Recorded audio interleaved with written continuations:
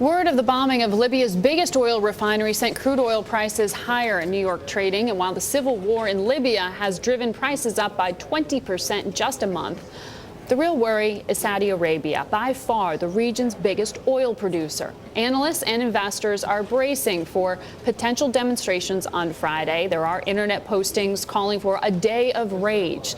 So just how fragile is the situation? We're going to try to get some answers now. James Smith is America's man in Riyadh. He took over as U.S. ambassador there in 2009. He joins us from the evening hours there in Riyadh. Welcome to the show, Mr. Ambassador. It's great to speak to you.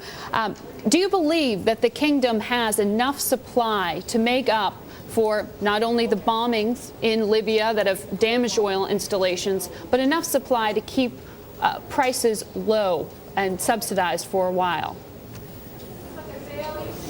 Yeah, hello, Margaret. It's good to be with you this evening.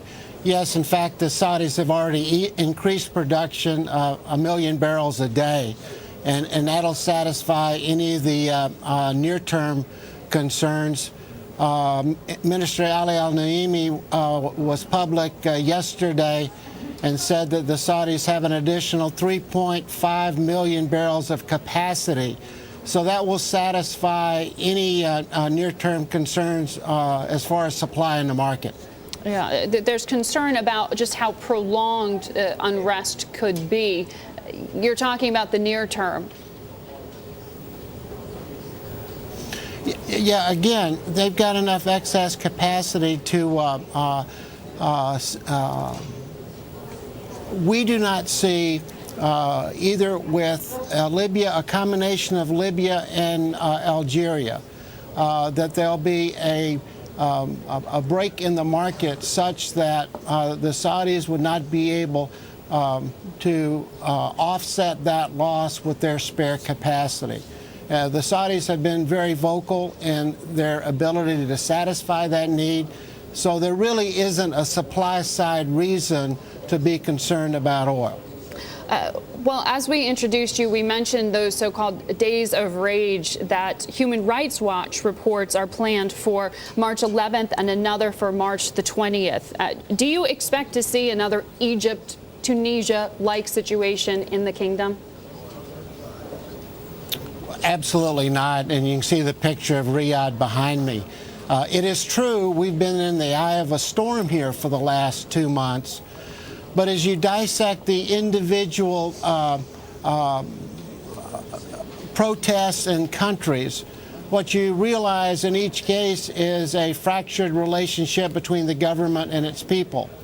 Here in Saudi Arabia, while it is a very conservative society, they do have instruments in place like the Majlis, where there is an ongoing dialogue between the people and the Al Saud family. Just yesterday, King Abdullah met with members from the Eastern Province, the Shia community, to work through some of the concerns that they had. When King Abdullah came home from Morocco in recovering from his operation, he initiated a $35 billion economic package. Right. The centerpiece of that was education. He's since then focused on the job issue, which is a #1 issue voiced by many. There's been many dialogues going on between the government officials and people. So no, I do not expect Saudi Arabia will become Egypt in any shape, form, or fashion.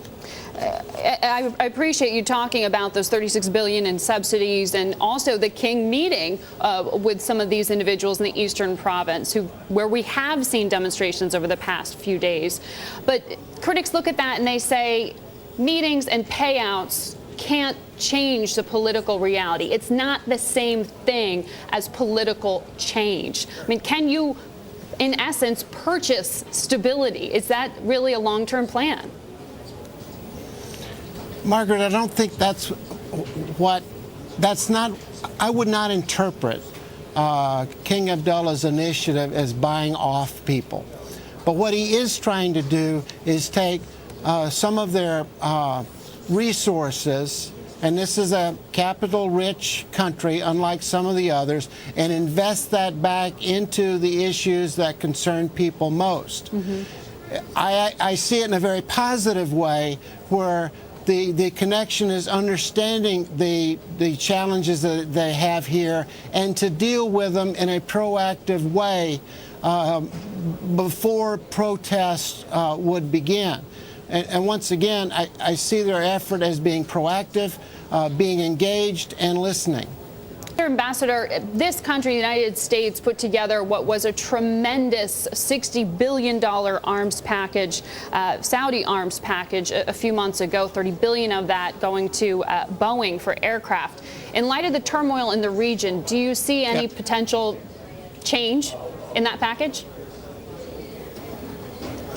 No, I don't. The Saudis' threat is to the east, and they still require an upgrade to their combat capabilities. So if you look at the specifics of the F-15s and the helicopters that are going to the Ministry of Defense, that requirement is still there, and we do not see any change in the stability of Saudi Arabia, so there really wouldn't be a reason to reconsider.